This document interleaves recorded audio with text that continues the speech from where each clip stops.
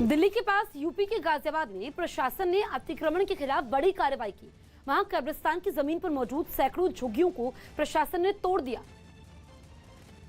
जिसके लिए प्रशासन की टीम पूरे दलबल के साथ डासना इलाके में पहुंची और उसने कब्रिस्तान की जमीन पर बनी झुग्गियों को ढहा दिया। इस काम के लिए खुदाई करने वाली कुछ मशीनों को लगाया गया, जिन्होंने देखते ही देखते वहां मौजूद सैकड़ों झुग्गियों और कुछ पक्की इमारतों को जमींदोज कर दिया। अतिक्रमण के खिलाफ प्रशासन की इस कार्रवाई का वहां रहने वाले कुछ लोगों ने विरोध करते हुए हंगामा खड़ा कर दिया, मगर इस कार्रवाई से पहले प्रशासन ने लोगों से झुग्गियों को खाली करने की अपील की। ये जगह जो है सरकारी कब्रिस्तान की है और इस जमीन को खाली कराया जाना है। इस अपील के बाद कुछ ने तो झुग्गियां खाली कर दी, जबकि जिन लोगों ने प्रशासन का आदेश नहीं माना उनके खिलाफ सख्ती बरतनी पड़ी। इस दौरान कोई हंगामा न हो, इसके लिए वहां पुलिस की भारी तैनाती भी नजर आई। जम्मू कश्मीर में सितंबर के रुखसत होते ही सर्दियों ने दस्तक देनी शुरू कर दी। शोपियां और गुलमर्ग समेत ऊंचे इलाकों में मौसम की पहली बर्फबारी हुई। देर रात वहां बारिश भी हुई, जिसके बाद तापमान गिर गया।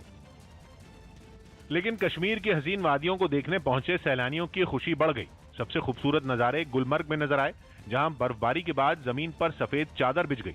पर्यटक बर्फबारी के बावजूद घूमने निकले और ठंड का मजा लेते दिखाई दिए। अच्छा लग रहा है, काफी स्नोफॉल लाइफ में पहली बार देखी है, काफी अच्छा मौसम है। कुपवाड़ा में तो जहां तक नजर गई बर्फ की सफेदी ही नजर आई। मकानों की छतों और पेड़ों पर बर्फ की मोटी परत दिखी। यही नहीं, जमीन पर बर्फ बिछ जाने से सड़कों और मैदान का पता लगाना मुश्किल हो गया। बर्फबारी का ऐसा ही खूबसूरत नजारा शोपियां के मुगल रोड पर भी दिखा। जम्मू कश्मीर में बर्फबारी की वजह से पूरे उत्तर भारत में तापमान गिरने की उम्मीद जताई गई। जम्मू कश्मीर के शोपियां में सुरक्षा बल ने लश्कर के 3 आतंकवादियों को ढेर कर दिया है, जिसमें श्रीनगर में कुछ दिन पहले बिहार के एक मजदूर वीरेंद्र पासवान को मारने वाले आतंकी भी शामिल है। दरअसल कल शाम को सुरक्षा बल को शोपियां जिले के इमाम साहब क्षेत्र के पुलरान में 3 से 4 आतंकवादियों के छिपे होने की जानकारी मिली थी, जिसके बाद जम्मू कश्मीर पुलिस और सुरक्षा बल के जवानों ने इलाके को घेरा। आतंकवादियों से मुठभेड़ शुरू हुई। हालांकि सुरक्षा बल के जवानों ने आतंकवादियों को लाउडस्पीकर से सरेंडर करने का अनुरोध किया था, लेकिन इसके जवाब में आतंकियों ने फायरिंग शुरू कर दी, जिसके बाद जवाबी फायरिंग में 3 आतंकी ढेर हो गए। सुरक्षा बल को आतंकवादियों के पास से भारी मात्रा में हथियार और बारूद बरामद हुए हैं।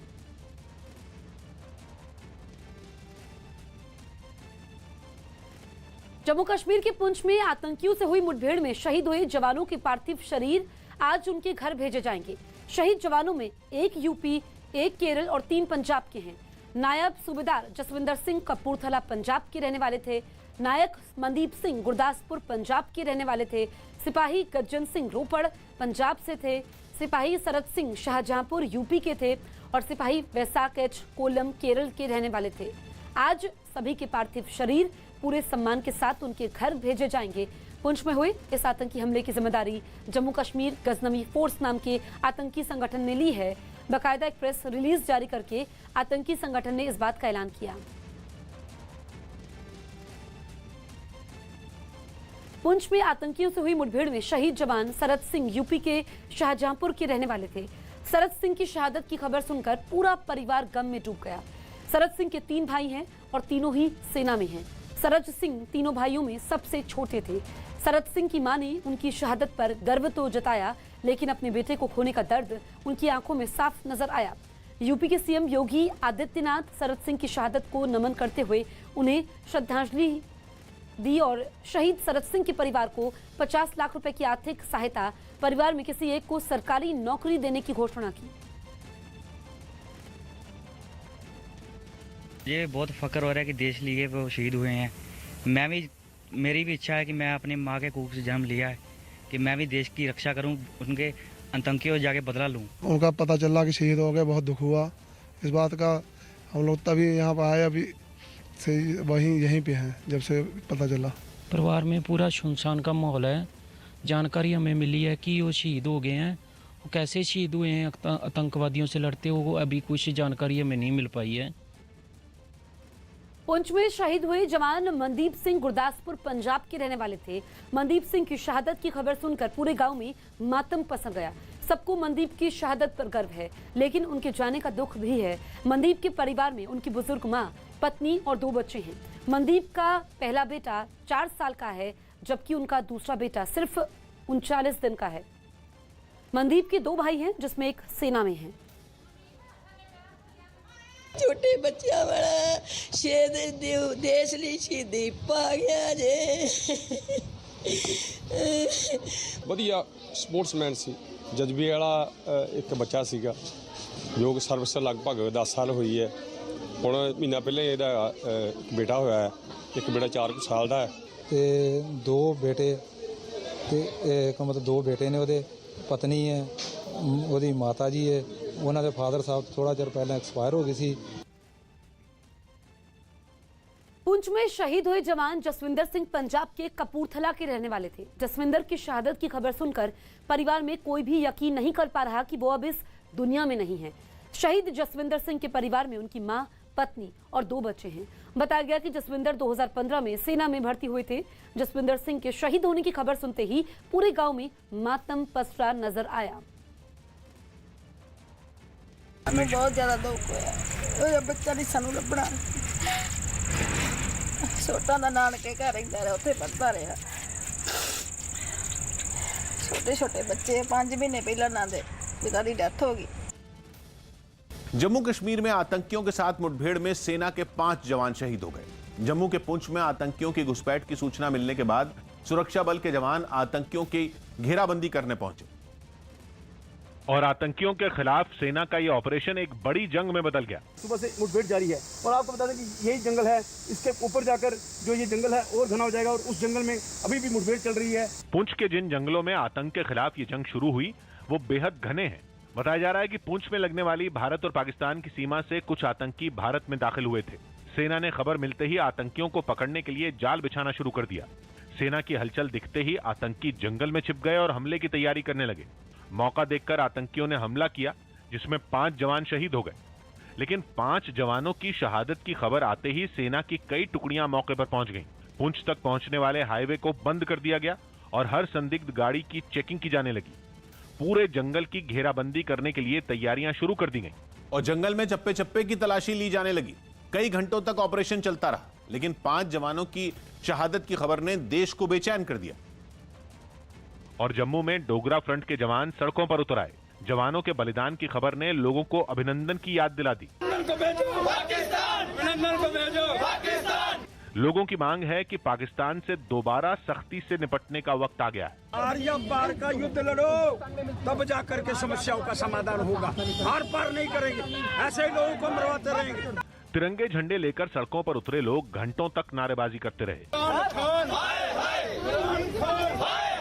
शहर के एक अहम चौराहे पर प्रदर्शनकारियों ने पाकिस्तान के प्रधानमंत्री इमरान खान का पुतला फूंका। पुंछ में 5 जवानों के शहीद होने पर अकाली दल नेता सुखबीर सिंह बादल ने गहरा दुख जाहिर किया। केंद्र सरकार से कड़ा एक्शन लेने की मांग की। बड़ा दुख है, जिवें माहौल हुण खराब होने लग गया। I think strong action should be taken. Lakhimpur मामले के विरोध में एनसीपी, कांग्रेस और शिवसेना के महाराष्ट्र बंद में कुछ जगहों पर हिंसा हुई। लखीमपुर हिंसा के मुख्य आरोपी आशीष मिश्रा गिरफ्तार हो चुके हैं, जिसके बाद महाविकास अघाड़ी में शामिल पार्टियां आशीष मिश्रा के पिता और केंद्रीय गृह राज्य मंत्री अजय मिश्रा के इस्तीफे की मांग करने लगी और महाराष्ट्र में बंद बुलाया। लेकिन लखीमपुर हिंसा के विरोध में हुए इस बंद में भी कुछ जगहों पर हिंसा हुई। मुंबई के पास ठाणे में तो शिवसेना के कार्यकर्ताओं ने महाविकास अघाड़ी के बंद को कामयाब बनाने के लिए ऑटो वालों को रोकना शुरू कर दिया। यही नहीं, जिन ऑटो वालों ने थोड़ी भी नानुकुर की, उन्होंने उनके गाल पर थप्पड़ जड़ दिया। ठाणे से जो तस्वीरें सामने आई, उनमें दिखा कि कुछ लोग सड़क पर चलने वाली गाड़ियों को रोकने की कोशिश कर रहे थे। इस दौरान उन्होंने कई ऑटो वालों को रोका। एक ने उन्हें डंडे का डर दिखाया और जो ऑटो वाले नहीं रुके, उनकी शामत आ गई, क्योंकि उन्हें शिवसेना के कार्यकर्ताओं से पिटना पड़ा। और ये देखकर पीछे बैठे लोग चुपचाप उतर गए। यही नहीं, मुंबई के विक्रोली में तो सड़क पर जले टायरों का काला धुआं आसमान में उड़ता दिखा। वहां शिवसेना कार्यकर्ताओं ने टायर जलाकर हाईवे बंद करने की कोशिश की, जिसकी वजह से वहां करीब 40 मिनट तक जाम लगा रहा और लोग परेशान हुए, जिसके बाद ट्रैफिक पुलिस पहुंची और प्रदर्शनकारियों को वहां से हटाया। महाराष्ट्र के सत्ताधारी गठबंधन की तीनों पार्टियों के कार्यकर्ताओं ने जगह जगह रास्ता रोकने की कोशिश की और सड़कों पर बैठ गए।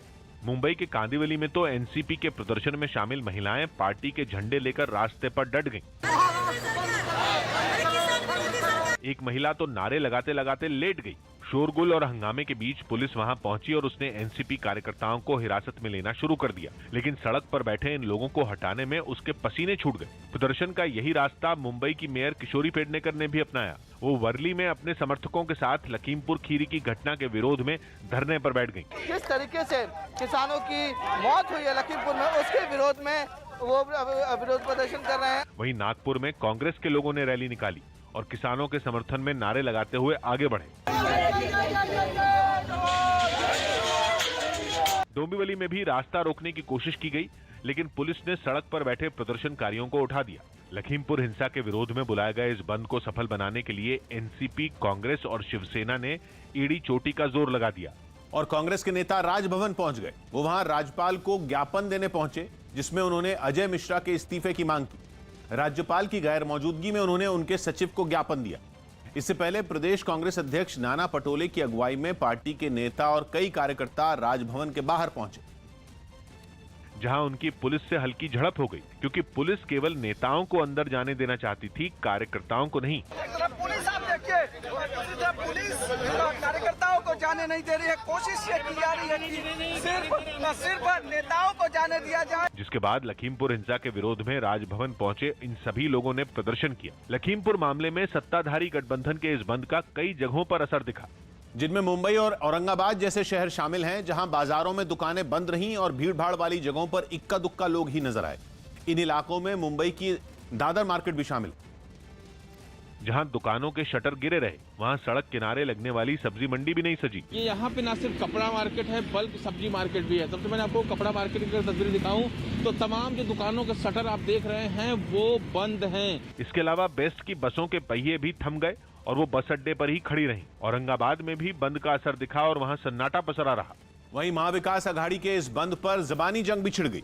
बीजेपी ने आरोप लगाया कि यह बंद कामयाब बनाने के लिए जोर जबरदस्ती की गई और लोगों को डराया धमकाया गया। यही नहीं, फडणवीस ने तो ये आरोप भी लगा दिया कि ये सब स्टेट स्पॉन्सर्ड टेररिज्म जैसा लगता है। स्टेट स्पॉन्सर्ड टेररिज्म जैसे होती है, उस प्रकार का टेरर तैयार करते हुए ये जो बंद की कोशिश की जा रही है, मुझे लगता है कि हम इसकी भर्त्सना करते हैं। बीजेपी ने भले ही सवाल उठाए, लेकिन महाविकास आघाड़ी इस बात पर अड़ी रही कि केंद्रीय गृह राज्य मंत्री इस्तीफा दें। और वो भी गृह राज्य मंत्री हो, वो पद पे बना रहे, तो ये जांच ढंग से आगे नहीं जा सकती। हमारी मांग है कि उन्हें इस्तीफा दे देना चाहिए। लखीमपुर पर उत्तर प्रदेश से महाराष्ट्र तक मचे घमासान के बीच केंद्रीय गृह राज्य मंत्री के बेटे आशीष मिश्रा को 3 दिन की पुलिस रिमांड पर भेज दिया गया।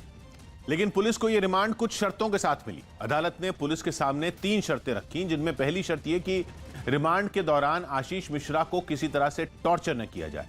दूसरी शर्त यह कि एसआईटी जब भी आशीष मिश्रा को जेल से बाहर निकालेगी तो उनकी मेडिकल जांच होगी, और जब जेल के अंदर वापस भेजेगी तो फिर से उनकी मेडिकल जांच होगी। इसके अलावा तीसरी शर्त यह कि रिमांड के दौरान आशीष मिश्रा के वकील उनसे दूर से बात करें।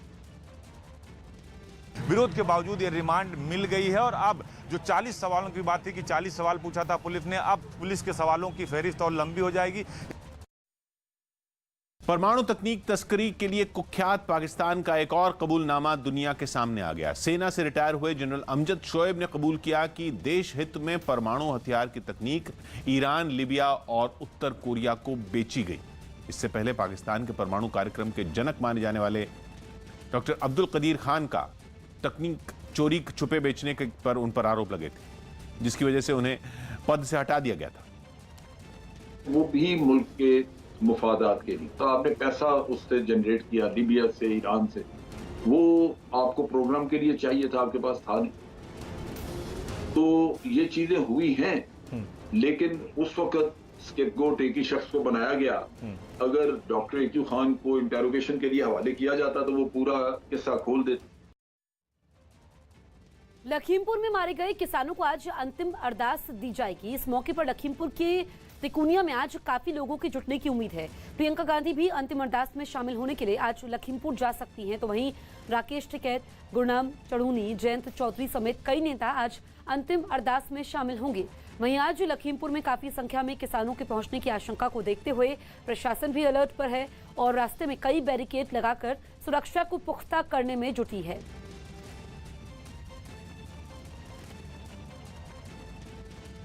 लखीमपुर केस में जेल में बंद आशीष मिश्र को एसआईटी की टीम आज रिमांड में लेकर पूछताछ करेगी। कोर्ट ने कल आशीष मिश्र को 3 दिन के लिए एसआईटी की रिमांड पर भेजा था। कल दोनों ही पक्षों की दलील सुनने के बाद कोर्ट ने 3 शर्तों के साथ आशीष मिश्र की पुलिस रिमांड मंजूर की थी। कोर्ट ने पहली शर्त रखी थी कि पुलिस आशीष मिश्र को प्रताड़ित नहीं करेगी, तो वहीं दूसरी शर्त में कोर्ट ने आदेश दिया था कि आशीष मिश्र के वकील पूछताछ के समय उनके साथ रह सकते हैं, लेकिन वो दूर रहकर उन पर नजर रख सकते हैं। जबकि तीसरी शर्त में कोर्ट ने पुलिस को आशीष मिश्र को रिमांड में लेते समय और वापस जेल में दाखिला करवाते समय मेडिकल करवाने को कहा है।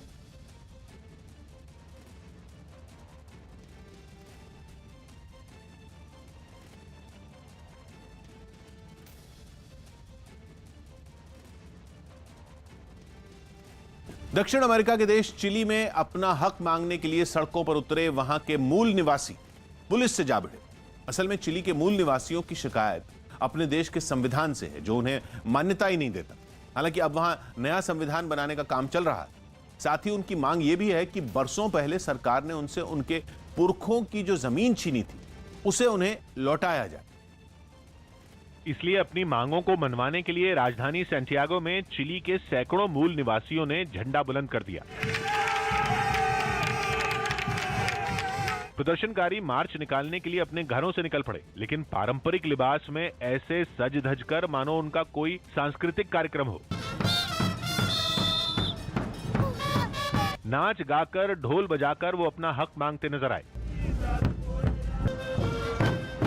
लेकिन जब पुलिस ने प्रदर्शनकारियों को आगे बढ़ने से रोका तो उन्होंने हाथ में थामे बांस के डंडे ही अपना हथियार बना लिए। पुलिस ने भी पूरा दम लगा दिया। उसने मूल निवासियों पर पानी की बौछार भी की और दनादन आंसू गैस भी छोड़ी, लेकिन प्रदर्शनकारी आंसू गैस छोड़ने वाली पुलिस की गाड़ी पर ही टूट पड़े। इसके बाद जो तस्वीर सामने आई उसमें गाड़ी का टायर ही पंक्चर दिखा। प्रदर्शनकारियों ने बस स्टैंड तक थूक दिया और तो और पुलिस पर पटाखे तक छोड़ दिए। चिली के ये मूल निवासी वो लोग हैं जिन्होंने पहले स्पेन की गुलामी के खिलाफ लड़ाई लड़ी और फिर चिली को आजादी मिलने के बाद उसकी सेना से भी लोहा लिया। अपनी स्वायत्तता के लिए हर बार मोर्चा खोलने की उसी हिम्मत का जश्न मनाने के लिए चिली के मूल निवासी मार्च निकाल रहे थे, लेकिन उनकी पुलिस से झड़प हो गई। मुंबई के NCB zonal director Sameer Wankhede ने मुंबई पुलिस पर जासूसी का आरोप लगाया है। इसकी शिकायत उन्होंने महाराष्ट्र के डीजीपी से की है। हालांकि इस पर जब मीडिया ने उनसे बात करनी चाहिए तो वो टिप्पणी करने से बचते दिखे। High profile cruise drugs party मामले की जांच समीर वानखेड़े और उनकी टीम कर रही है। इस हाई प्रोफाइल केस की जांच के बाद से समीर वानखेड़े एक बार फिर चर्चा में हैं। पिछले साल भी जब सुशांत सिंह राजपूत की मौत के बाद ड्रग्स एंगल सामने आया था, तभी समीर वानखेड़े का नाम चर्चा में था। दिल्ली के पास यूपी के नोएडा में पिछले 1 महीने से धरने पर बैठे कुछ किसानों और पुलिस के बीच हाथापाई हो गई। किसानों की मांग है कि नोएडा अथॉरिटी ने जिन किसानों की जमीन ली है उन्हें ज्यादा मुआवजा दिया जाए। इसके अलावा कई दूसरे मुद्दों पर भी वो प्रदर्शन कर रहे हैं। लेकिन जब उनकी मांगे नहीं मानी गईं तो उनका गुस्सा भड़क गया और उन्होंने नोएडा अथॉरिटी के दफ्तर के बाहर हंगामा शुरू कर दिया। हालांकि वहां पुलिस पहले से मौजूद थी, लेकिन प्रदर्शनकारियों को रोकने में पुलिस वालों के भी पसीने छूट गए। इस बीच गुस्साए किसानों ने दफ्तर के बाहर गेट पर ताला जड़ दिया। साथ ही प्रशासन के खिलाफ नारे लगाने शुरू कर दिए। इसके बाद पुलिस उन्हें वहां से हटाने की कोशिश करने लगी। इस दौरान कई बार उनके बीच धक्का मुक्की भी हुई, लेकिन वो लोग वहां से टस से मस नहीं हुए। बाद में पुलिस ने हंगामा करने वालों के खिलाफ सख्त एक्शन लेने की चेतावनी दी। अभियोग पंजीकृत करेंगे और जितने लोग यहाँ पे इस कार्य में शामिल थे, महिला पुरुष सबके विरुद्ध कार्रवाई की जाएगी। इस हंगामे को सुनकर नोएडा अथॉरिटी के कई कर्मचारी दफ्तर से बाहर आ गए। हालांकि गेट पर ताला लगा होने की वजह से वो अंदर ही खड़े रहे। बड़ी खबर दिल्ली में गैंग वॉर की एक घटना हुई है। दिल्ली के रोहिणी इलाके में 2 गैंग के बीच फायरिंग में राधे नाम के एक बदमाश की मारे जाने की खबर है। दिल्ली पुलिस के मुताबिक मृतक राधे 2019 में गैंगस्टर संदीप उर्फ ढिल्लू के साथ गिरफ्तार हुआ था। वहीं दावा है कि ढिल्लू गैंग और टिल्लू गैंग के बीच दोस्ताना संबंध है, जिससे कहीं न कहीं इस हत्या को भी गैंग वॉर से जोड़कर देखा गया है। पाकिस्तान के कब्जे वाले कश्मीर में बड़ी तादाद में अफगानिस्तान के नंबर वाले सिम एक्टिव हुए हैं। न्यूज़ 18 के नीतीश कुमार की रिपोर्ट है कि पीओके में पिछले 1 महीने के अंदर अफगानिस्तान के नंबर वाले 3000 से ज्यादा सिम एक्टिव हुए हैं। रिपोर्ट के मुताबिक ये सब पाकिस्तान की खुफिया एजेंसी ISI के साइबर प्रोपेगेंडा यूनिट की एक चाल है, क्योंकि इस तरह ISI ये मैसेज देना चाहती है कि तालिबान के लड़ाके अब अफगानिस्तान के बाद जम्मू कश्मीर में लड़ने के लिए भी तैयार हैं और उनकी दहशत फैलाने के लिए ही अफगानिस्तान के नंबर वाले ये सिम कार्ड ISI के अधिकारियों और वहां मौजूद आतंकियों को बांटे गए। बताया गया कि पाकिस्तान बर्फबारी शुरू होने से पहले जम्मू कश्मीर में इन आतंकियों की घुसपैठ कराने की तैयारी में है, ताकि वो बड़े हमलों को अंजाम दे सकें। देश के पावर प्लांट्स में कोयले के संकट पर गृह मंत्री अमित शाह ने एक बैठक की। न्यूज 18 के विक्रांत यादव की रिपोर्ट है कि अमित शाह ने कोयला मंत्री प्रहलाद जोशी और ऊर्जा मंत्री RK सिंह के साथ बैठक की, जिसमें दोनों मंत्रालयों के सचिव और अधिकारी भी मौजूद रहे। असल में कई राज्यों ने अपने यहां बिजली की किल्लत की आशंका जताई है, जिनमें दिल्ली, महाराष्ट्र, राजस्थान, तमिलनाडु और उत्तर प्रदेश भी शामिल है। महाराष्ट्र सरकार के बिजली विभाग ने तो एक प्रेस रिलीज जारी करके लोगों से बिजली की बचत करने तक की अपील कर दी है। लेकिन इस बीच ऊर्जा सचिव आलोक कुमार ने दावा किया कि महाराष्ट्र, राजस्थान, तमिलनाडु और उत्तर प्रदेश के पावर प्लांट्स में कोयले की कमी इसलिए है क्योंकि उन्होंने कोयला कंपनियों को बकाया ही नहीं चुकाया। ऐसे में कोयले की सप्लाई के लिए उन्हें पहले कोयला कंपनियों को पिछली पेमेंट करनी होगी। आलोक कुमार ने यह भी बताया कि इस बारे में वो कई बार इन राज्यों के मुख्य सचिवों को चिट्ठी भी लिख चुके हैं। साथ ही ऊर्जा सचिव ने यह भी भरोसा दिया कि सरकार लगातार मामले पर नजर बनाए हुए है और हालात बिल्कुल काबू में। यूपी के मिर्जापुर से डराने वाली तस्वीर सामने आई। वहां विंध्यवासिनी मंदिर में आग लगने से हड़कंप मच गया। बताया गया कि आग शॉर्ट सर्किट की वजह से लगी, जिसने कुछ ही मिनटों में काली मंदिर को अपनी गिरफ्त में ले लिया। आग लगने की सूचना मिलते ही फायर ब्रिगेड की टीम वहां पहुंची और वो आग बुझाने में जुट गई, लेकिन संकरी जगह और मंदिर परिसर में धुआं भरने के कारण दमकल कर्मियों को परेशानी का सामना करना पड़ा।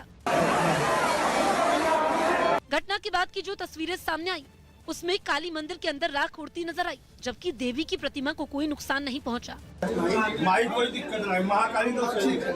बताया गया कि जिस वक्त ये घटना हुई काली मंदिर में ज्यादा श्रद्धालु नहीं थे और जो वहां मौजूद रहे उन्हें फौरन ही बाहर निकाल दिया गया। उसके ऊपर AC लगा हुआ था, ऐसे शॉर्ट सर्किट हुआ है। आग पर काबू पाने के लिए मंदिर में आरती हुई और फिर नवरात्र के मौके पर दर्शन करने पहुंचे श्रद्धालुओं के लिए मंदिर खोल दिया गया।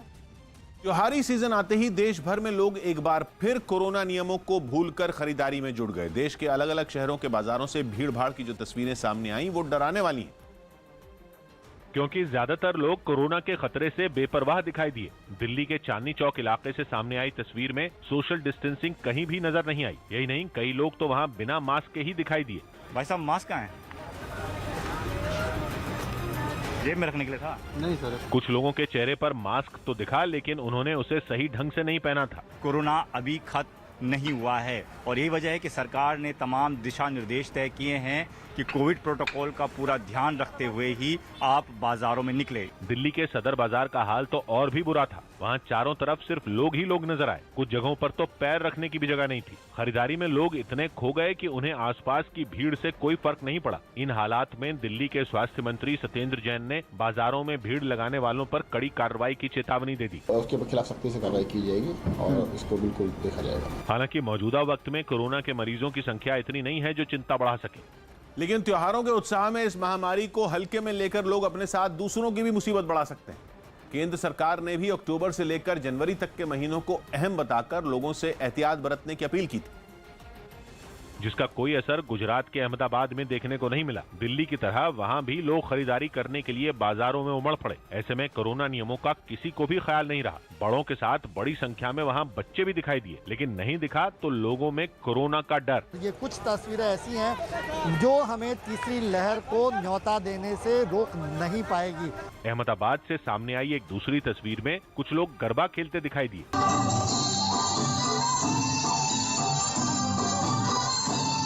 गुजरात के नर्मदा और सूरत जिलों में भी यही हाल दिखाई दिया। वहां भी गरबा खेलने के जोश में लोग कोरोना नियमों को भूल गए।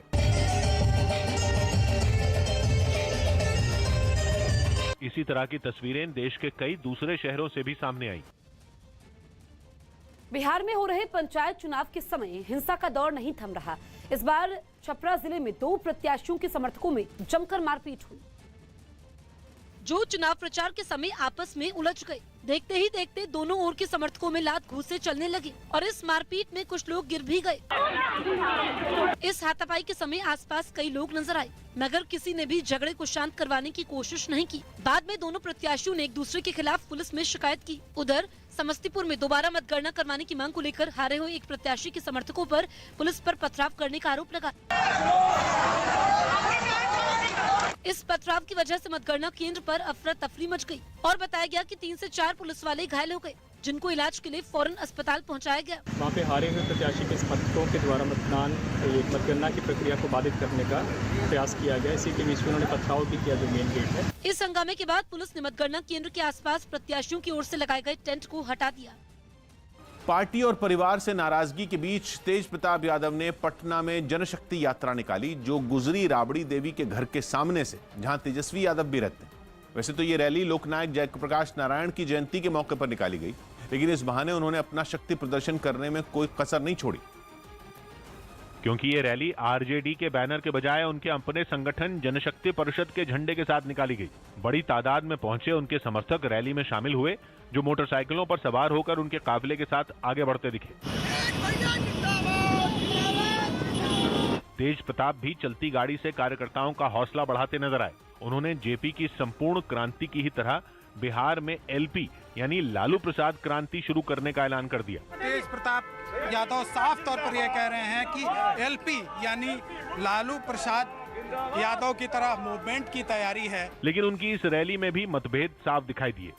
वैसे तो उनका काफिला 10 सर्कुलर रोड यानी उनकी मां राबड़ी देवी के आवास के ठीक सामने से होकर ही निकला, लेकिन वो न तो घर के अंदर गए और न ही वहां राबड़ी देवी या अपने भाई तेजस्वी से मुलाकात की। ऐसे में जब उनसे इस पर सवाल पूछा गया तो वो इसे टाल गए। 10 नंबर के सामने से आज गुजरे आप, लेकिन घर नहीं गए। नहीं, हम बहुत देर से छात्र के नौजवान धूप में, कड़ी धूप में मेहनत करते हैं, वो खड़े थे, घर तो आना जाना लगा रहता है। कुछ किलोमीटर तक चलने के बाद ये काफिला गांधी मैदान पहुंचा, जहां तेज प्रताप ने लोकनायक जयप्रकाश नारायण की प्रतिमा पर फूल चढ़ाए और श्रद्धांजलि दी। गांधी मैदान से तेज प्रताप ने अपने समर्थकों के साथ पैदल मार्च शुरू किया और नंगे पैर ही जयप्रकाश नारायण के आवास की तरफ निकल पड़े। वहां पहुंचकर उन्होंने सीढ़ियों पर मत्था टेका और फिर अंदर पहुंचे। तेज प्रताप जेपी के कमरे में भी गए और उन्हें श्रद्धांजलि दी। कुछ देर रुकने के बाद तेज प्रताप वहां से लौट गए। मौसम की मार ने चीन को बुरी तरह झकझोर कर रख दिया है। उसके दक्षिणी प्रांत तूफान का तांडव झेल रहे हैं, तो उत्तर में भारी बारिश के बाद आई बाढ़ ने लोगों का तेल निकाल दिया। और हाल ऐसा नजर आया कि शांची प्रांत जैसे आमतौर पर सूखे इलाके में हर तरफ सैलाब बहता दिखा। खेत खलिहान, मैदान सब बाढ़ में पानी पानी हो गए। नदियों ने ऐसे हिलोरे मारे कि उनके किनारे टूट गए। सैकड़ों करोड़ों के खर्चे पर बने लंबे चौड़े ब्रिज बाढ़ में बह गए। मकान तक बाढ़ की बलि चढ़ गए, तो लोग रातों रात सड़क पर आ गए। वहीं चीन के दक्षिणी हिस्से को साल के 17वें तूफान से दो चार होना पड़ा। तूफान की वजह से हाइनान प्रांत में इतनी बरसात हुई कि बाढ़ ही आ गई और फिर लोगों को बचाने के लिए राहत कर्मी वक्त से रेस लगाते नजर आए। चीन के ग्वांगशी का नजारा भी हाइनान जैसा ही दिखा। बाढ़ की वजह से नदियां उफान पर आ गईं और फिर लोगों को बचाने के लिए राहत कर्मी अपनी जान दांव पर लगाए दिखे। बड़ी खबर यूपी बीजेपी से जुड़ी हुई है। सूत्रों के हवाले से खबर है कि यूपी में बीजेपी के प्रचार के लिए पार्टी राम मंदिर को भी प्रमुखता से दिखाएगी। यूपी में बीजेपी का भविष्य की रणनीति के लिए पार्टी के बड़े पदाधिकारियों की दिल्ली में एक बैठक हुई। कल 6 घंटे से ज्यादा चली इस बैठक में यूपी में कड़ी कानून व्यवस्था और नई सरकारी योजनाओं के साथ ही सीएम योगी की छवि को भी दिखाने का फैसला किया है। वसूली के मामले में महाराष्ट्र के पूर्व गृह मंत्री अनिल देशमुख के नागपुर वाले घर पर सीबीआई ने छापा मारा। बताया गया कि उस वक्त घर पर परिवार का कोई सदस्य मौजूद नहीं था। लेकिन जैसे ही एनसीपी के कार्यकर्ताओं को ये खबर मिली, वो घर के बाहर जमा होकर केंद्र सरकार के खिलाफ नारेबाजी करने लगे। केंद्र सरकार मुर्दाबाद, मुर्दाबाद, मुर्दाबाद। घर के अंदर सीबीआई की टीम थी, तो बाहर समर्थकों को रोकने के लिए पुलिस। सीबीआई ने रेड डाली। हम देख सकते हैं कि जो सिविल लाइन में उनका जो घर है, घर में आज सवेरे 8 बजे 6 सदस्य का एक सीबीआई का पथक आया। अनिल देशमुख के समर्थकों ने कार्रवाई के बहाने महाराष्ट्र सरकार के खिलाफ साजिश रचने का आरोप लगाया। बार बार रेड डालना, इसका मतलब महाराष्ट्र सरकार को अस्थिर करना, ऐसा मुझे लग रहा है। नारेबाजी करने वालों को मौके पर मौजूद पुलिस वाले समझाते भी दिखे। जबकि अनिल देशमुख के घर के अंदर सीबीआई की कार्रवाई जारी रही और नागपुर में उनके 3 ठिकानों पर जांच एजेंसी ने छापा मारा। महाराष्ट्र के पूर्व गृह मंत्री अनिल देशमुख पर 100 करोड़ की वसूली के केस में जांच चल रही है। बताया गया कि देशमुख और उनका परिवार 3 महीने से घर पर नहीं और उनके खिलाफ लुकआउट नोटिस जारी हो चुका है। यही नहीं, नोटिस के बाद उनके ठिकानों पर छापे पड़े।